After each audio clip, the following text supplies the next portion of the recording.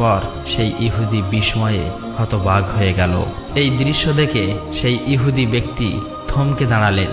এমন অলৌকিক ঘটনার কথা জানানোর জন্য ইহুদি ব্যক্তিটি দ্রুত তাদের নেতার কাছে ছুটে গেল। কিন্তু নিষ্ঠুর অত্যাচারী আবু জাহেল তখন ঘর থেকে বের হয়ে এলো এবং কটাক্ষ করে বললেন, হে মোহাম্মদ, তুমি তো বড় জাদুঘর, আমার খেজুরগুলো জাদু করে পাথর করে দিয়েছ।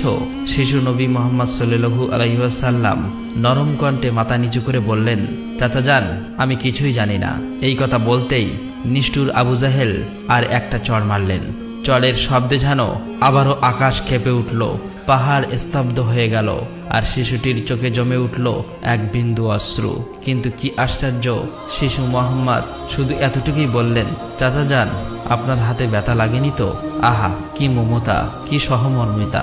নিজে চড় খেলেন, অথচ চিন্তা করলেন চড় মারা মানুষের ব্যথার কথা। অতঃপর শিশু নবী সেই ব্যথা আর অপমানের বোঝা নিয়ে বাড়ি ফিরলেন না। চুপচাপ চলে গেলেন পাহাড়ের কিনারায়, শুধু নিঃশব্দে দাঁড়িয়ে রইলেন।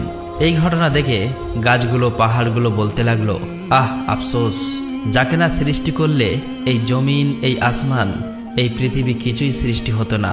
সেই মহান নবী আজ ক্ষুধার্ত, অপমানিত, অবহেলিত। কিন্তু তবুও পাষাণ্ড আবু জাহেলের হৃদয় এতটুকুও কাঁপল না, এক বিন্দু অনুতাপও তার চোখে এলো না। এদিকে সেই ইহুদি ব্যক্তিটি তাদের নেতার কাছে এসে বলল, আজ এমন এক ঘটনা দেখেছি যা কল্পনাকেও হার মানায়। আব্দুল্লাহর পুত্র শিশু মোহাম্মদের এমন ক্ষমতা আছে যা দুনিয়ার কারণেই। তাকে একটা চড় মারলে খেজুর সব পাথর হয়ে যায়।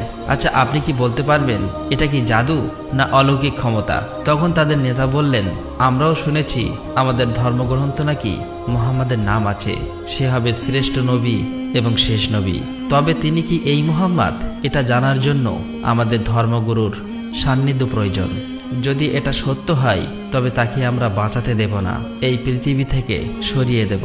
তোমরাও যাও, আমাদের ধর্মগুরুর কানে এটি পৌঁছে দাও। তখন সেই ইহুদি ব্যক্তিটি আবারও আবু জাহেলের বাড়ির দিকে রওনা হলেন। যেতে যেতে সেই খেজুর বাগানের কাছে উপস্থিত হয়ে দেখলেন সমস্ত খেজুর গাছের খেজুর নেই, সব একেবারে পাথর হয়ে গেছে। এটা দেখে সেই ইহুদি ব্যক্তিটি হতভম্ব হয়ে গেলেন। তিনি আর এক মুহূর্ত দাঁড়ালেন না, খুব দ্রুত আবু জাহেলের বাড়ির দিকে রওনা হলেন।